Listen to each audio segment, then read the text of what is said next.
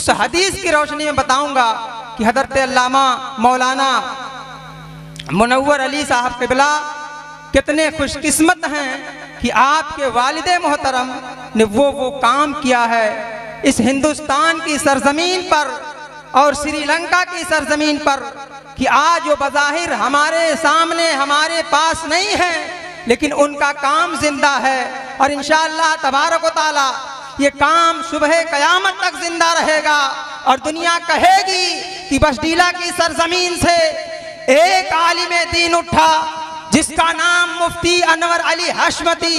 उन्होंने दीन और सुन्नियत का वो काम किया है कि आज वो दुनिया में मौजूद नहीं है, लेकिन उनके मुरीदीन, उनके मुतवस्सिलीन, उनके चाहने वाले, उनका कायम करदा मदरसा, उनकी कायम करदा मस्जिदें और उनकी कायम करदा तहरीक आज भी जिंदा है और इंशाअल्लाह तबारक व तआला सुबह क़यामत तक जिंदा है।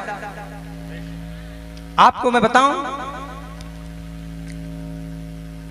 इसाले सवाब दो हदीस अल्लाह के हबीब इरशाद फरमाते हैं, मल मय्यतो फिल कब्रे इल्ला कल गरीकिल मुतगव्विस यंतज़िरु। यानी अल्लाह के हबीब फरमाते हैं कि ये लोगों, जब कब्र को जब मय्यत को कब्र में उतार दिया जाता है तो उसकी कैफियत क्या होती है? उसकी कैफियत ये होती है जैसे कोई ऐसा इंसान हो जिसे पानी में तैरना ना आता हो और वो डूब रहा हो, वही कैफियत उसकी होती है। तो आगे आगे इरशाद फरमाते हैं, यंतज़िरु, वो इंतज़ार करता है। किस चीज़ का इंतज़ार करता है? किसी मददगार का इंतज़ार करता है, किसी हाजत रवा का इंतज़ार करता है। आगे आका इरशाद फरमाते हैं, दावतन, किसका इंतज़ार करता है? दुआ करने वाले का इंतज़ार करता है। दावतन यंतज़िरु दावतन, दुआ करने वाले का इंतज़ार करता है। कहते हैं तलहक़हू, किनकी दुआओं का? जो उनसे मुल्हिक हों, जिनको वो छोड़ गए हैं। हमारे आम अफराद तो हैं, उनकी औलादें अगर उनके लिए दुआएं मग़फ़िरत करें तो करें, बाकी दुनिया नहीं करती है। लेकिन अल्हम्दुलिल्लाह उलमाए रब्बानियीन की शान ये हुआ करती है, तलहक़हू के ज़ुमरे में उनके शागिर्द भी आ जाएंगे, उनके मानने वाले भी आ जाएंगे, उनके चाहने वाले भी आ जाएंगे, उनके मुरीदीन भी आ जाएंगे। इसलिए आलिम दीन के लिए इतनी बड़ी फ़ायदे की ये चीज़ है, तलहक़हू, उनसे मुल्हिक लोग दुआ करें। कौन हैं दुआ करने वाले लोग? मिन अबिन औ उम्मिन औ अखिन औ सदीकिन, यानी उसके बाप हो या उसका भाई हो या उसकी माँ हो या उसके दोस्त हो। अल्हम्दुलिल्लाह हुजूर मुफ्ती साहब अलैहि रहमत व रिज़वान के मानने वालों की तादाद बहुत ज़्यादा है। अगर इनकी औलादें इनके इसाले सवाब का काम नहीं करेंगी तो नहीं करेंगी, अल्हम्दुलिल्लाह उनके शागिर्द उनको इसाले सवाब करते रहेंगे, उनके मानने वाले उनको इसाले सवाब करते रहेंगे और इंशाअल्लाह तबारक व तआला अल्लाह रब्बुल इज़्ज़त हज़रत के दर्जात बुलंद। और एक हदीस में है कि आकाए कायनात सल्लल्लाहु अलैहि वसल्लम से लोगों ने पूछा, सहाबा ने अर्ज़ किया, या रसूल अल्लाह, अगर किसी के माँ बाप दुनिया से चले जाएं तो क्या उसकी औलाद पर कुछ बनता है? कोई चीज़ है कि वो औलाद करे जाने के बाद भी? अल्लाह के हबीब सल्लल्लाहु अलैहि वसल्लम ने इरशाद फरमाया, हाँ, चंद चीज़ें हैं कि माँ बाप के जाने के बाद भी औलाद पर ज़रूरी है कि वो उस चीज़ को पूरी करे। कौन सी चीज़ है?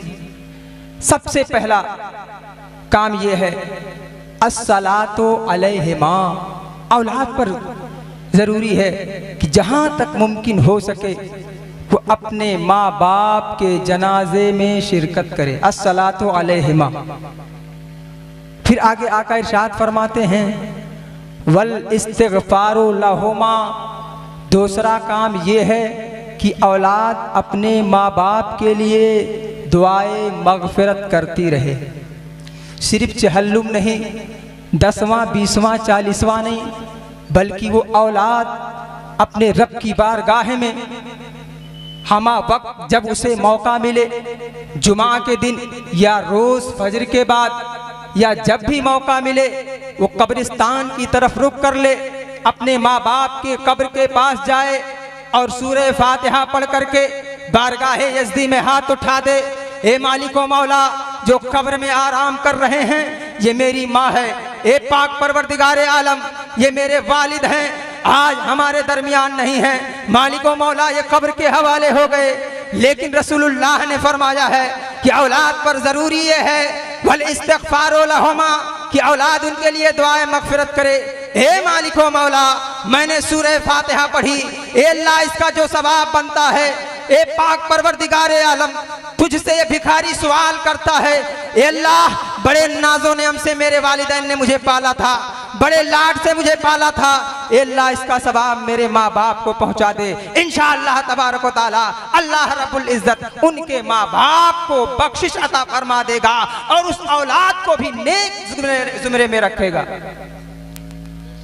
और अल्लाह के हबीब इरशाद फरमाते हैं वल इकरामो सदीक़हिमा, फरमा बरदार बेटे पर यह भी जरूरी है कि माँ बाप अगर चले जाएं दुनिया से तो वो माँ बाप के दोस्तों की इज्जत करे। ऐसा ना हो कि आपके बाप का दोस्त, आपके बाप का भाई, आपके बाप का रिश्तेदार आपके दरवाजे पर आए तो आप उन्हें पहचान ना सकें। नहीं नहीं, बल्कि आप भी उन्हें इज्जत दीजिए, इसलिए कि वह आपके वालिद के दोस्त। और अल्लाह के रसूल ने इरशाद फरमाया वल इन्फाज़ु अहदिहिमा, औलाद पर ज़रूरी है कि वो अपने माँ बाप के अहद को भी पूरी करे। अगर उनके माँ बाप कुछ कह गए हैं और जो मुमकिन हो तो उन तमाम चीज़ों को पूरी करके नेक औलाद बनने की कोशिश करे और नेक औलाद बने। इसलिए मेरे प्यारे दोस्तों, बस मैं हज़रत मुफ्ती कर्नाटक की शान में क्या कहूँ आपको मैं बताऊँ। फरागत के बाद आप इसी इलाके मगहर की तरफ आप तालीम दे रहे थे। हुजूर हाफिज़ मिल्लत को कर्नाटका से जगह आई, आपने हज़रत मुफ्ती साहब क़िबला को कर्नाटक रवाना कर दिया। आपको मैं बताऊं, आज की तरह नहीं, अभी कुछ दिन पहले मुझसे छोटा मेरा भाई हज़रत मुफ्ती साहब से 1 घंटा बात किया और दीन और सुन्नियत के मामले पर पहली बार बात किए और इतनी देर बात किए और बहुत खुश दिली के साथ उन्होंने कहा कि बाबू मैं इंशाअल्लाह तबारक व तआला आप लोगों से मुलाकात करूंगा, आऊँगा अगर। और इतने नरम दिली के साथ बात करें। मैं ये बताना चाहता हूँ, आज अगर हमारे पास कुछ इज्जतें आ जाए, हमारी टोपियों में कुछ दम आ जाए, अगर हमारे जुब्बे ज़्यादा रंगीनदार हो जाएं, तो आज हम लोगों को भाव नहीं देते हैं। इतना बड़ा मुफ्ती, इतना माहिर आदमी, एक बच्चे से 1 घंटे बात करके दिल खुश कर दिया। मैंने कहा ये पाक परवरदिगारे आलम, तेरे नेक बंदे ऐसे ही हुआ करते हैं जिनके दिलों में दीनो सुन्नियत का दर्द हुआ करता है। वो बच्चा नहीं देखता है, वो बूढ़ा नहीं देखता है, वो गरीब और अमीर नहीं देखता है। जब कोई उसके दरवाजे पर जाता है दीनो सुन्नियत की बात लेकर के, तो बंदा उस पर लब्बैक कहता हुआ। वो थे हुजूर मुफ्ती साहब क़िबला। अब मैं अपनी बात खत्म करता हूँ इसलिए कि 10 मिनट हो गया। अस्तगफिरुल्लाह रब्बी मिन कुल्ली ज़ंबि व अतूबु इलैह। पाक परवरदिगार आलम हमको हुजूर मुफ्ती साहब क़िबला का फैज़ान और अहले खाना पर जारी व सारी फरमाए। अस्तगफिरुल्लाह रब्बी मिन कुल्ली ज़ंबि।